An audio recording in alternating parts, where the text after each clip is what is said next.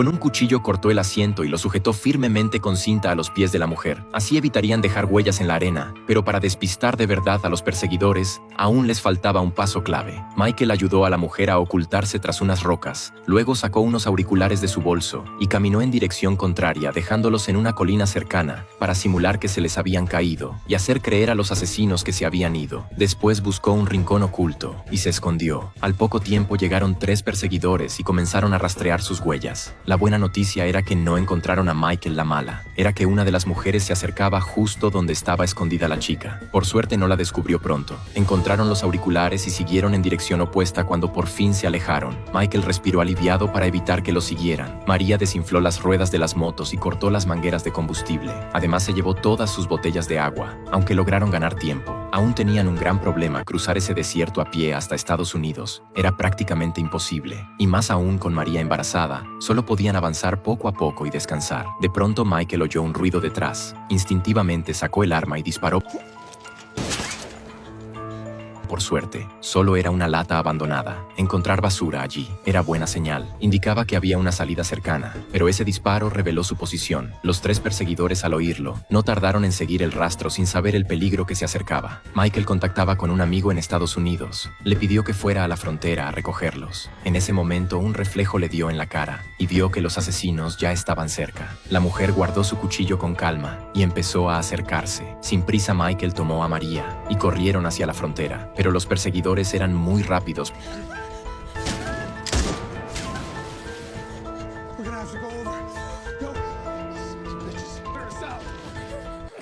Por suerte, María llevaba el hijo del jefe y no se atrevían a disparar a matar. Michael seguía avanzando con ella, pero no podían correr mucho tiempo. Pronto se quedaron sin fuerzas y la situación empeoró cuando el agua casi se acabó. Entonces María descubrió algo entre la hierba. Eran 2 cuerpos ya descompuestos migrantes que intentaron cruzar el desierto y murieron por falta de agua. María tuvo que detenerse a descansar sin saber que los 3 ya estaban cerca. Acercándose lentamente a su posición, la mujer que iba delante notó algo extraño. Las 2 figuras no se movían y eso no parecía normal cuando se acercaron. Lo entendieron, habían sido engañados. Otra vez, Michael había vestido a los cadáveres con su ropa, y cuando descubrieron el truco, él ya había escapado con María hasta la frontera. Pero allí se alzaba una valla metálica de unos 2 metros como exagente de frontera. Michael ya lo tenía previsto. Sacó una motosierra que había preparado con antelación y empezó a cortar la malla. Sin dudar era la primera vez que Michael hacía algo ilegal, y además lo hacía por ayudar a una mujer desconocida. En ese momento, María se dio cuenta con pánico de que los sicarios ya estaban encima de ellos. Avanzaban mucho más rápido de lo que habían imaginado. Michael no tuvo más opción que acelerar el corte en poco tiempo. Abrió un hueco en la valla. Michael dejó pasar primero a María por ser más pequeña. Viendo que los perseguidores estaban cada vez más cerca, Michael tuvo un problema al intentar cruzar por su cuerpo corpulento. Se quedó atascado en la abertura. Por suerte al final consiguió pasar al otro lado.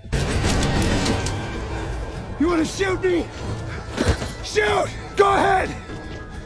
If you kill us, Border Patrol won't stop until they find you.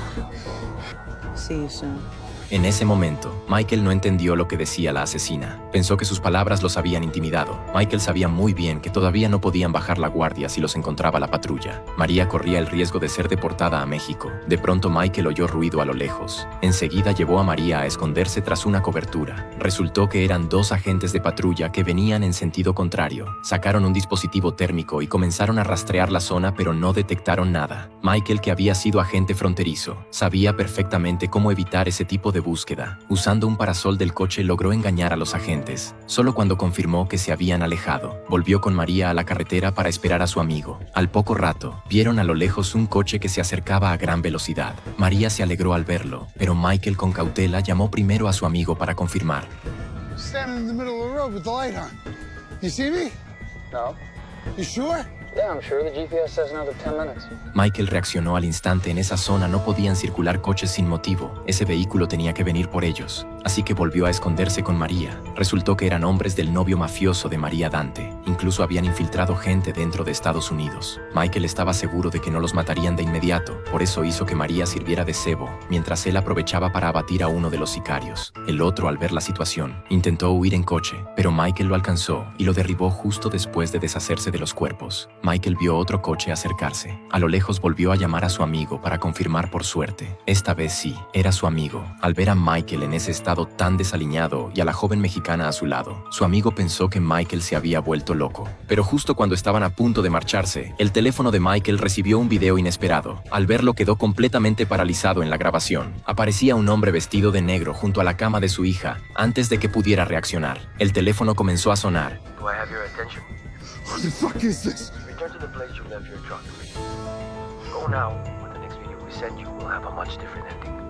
Después de colgar, Michael dejó a María al cuidado de su amigo y emprendió el regreso sin mirar atrás. Hasta la mañana siguiente, apenas había recorrido la mitad del camino durante el trayecto, se cruzó con 3 jóvenes que intentaban cruzar ilegalmente de México a Estados Unidos. Al verlo caminar en dirección contraria, los 3 quedaron desconcertados tras seguir avanzando durante horas. Michael finalmente regresó al lugar donde dejó la camioneta. La asesina que lo había perseguido lo esperaba allí solo. Entonces comprendió el verdadero significado de sus palabras. De antes, el vehículo terminó deteniéndose frente a una plaza de toros. En ese momento, Michael aún ignoraba las intenciones reales del grupo. Comenzó a caminar hacia el recinto antes de entrar. Los sicarios le quitaron todas sus pertenencias. Entonces, el hombre que estaba en lo más alto de las gradas le ordenó acercarse hasta él por la seguridad de su hija. Michael no tuvo otra opción que subir lentamente. El hombre se llamaba Juan y era el líder de uno de los mayores cárteles de México. Juan había enviado asesinos tras Michael, no solo por culpa de María. Lo más importante era poner a prueba sus capacidades, y el resultado lo dejó satisfecho. Ahora quería que Michael trabajara para él, y a cambio dejaría en paz a su hija. Dante observaba el trato entre su tío y Michael. Aunque estaba furioso, no podía intervenir. Michael no sabía qué clase de misión le esperaba, pero por proteger a su hija, solo podía aceptar temporalmente cuando regresó a la cabaña para esperar nuevas órdenes. Lo que vio frente a él lo llenó de rabia. La pequeña casa que había construido con tanto esfuerzo había sido reducida a cenizas. Michael giró la cabeza y vio a Dante a lo lejos sonriendo con arrogancia. Ambos se miraron con odio profundo. Como los mafiosos le quitaron el transporte, tuvo que bajar hasta una tienda cercana y usar el teléfono del dueño para llamar a Frank. El actual novio de su ex esposa le pidió que sacara cuanto antes a su familia de Estados Unidos y le advirtió que no hablara del tema con nadie. Después de arreglar todo eso, Michael secuestró una pequeña avioneta con la intención de huir de México de una vez por todas. Cuando el avión despegó, por fin pudo relajarse un poco. Sin embargo, poco después empezó a notar algo extraño. Apenas llevaban unos minutos en el aire y el piloto ya estaba descendiendo antes de que Michael pudiera reaccionar. La avioneta aterrizó en una granja aislada. Dante y sus hombres ya estaban esperando allí. Michael no podía creer que lo hubieran atrapado otra vez.